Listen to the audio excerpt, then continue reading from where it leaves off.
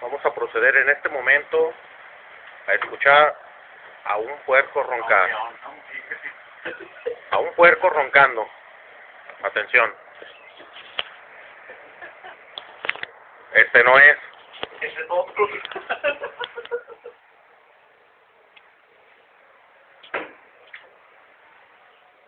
Pongamos atención. Me llevas bien el huevo. Y eso no.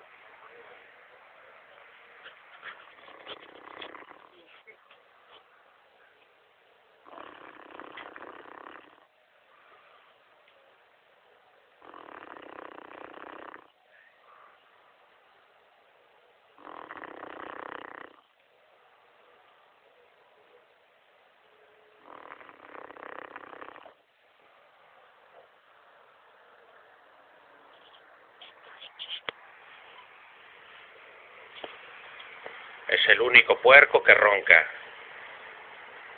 Y aquí vemos a un puerco con binoculares.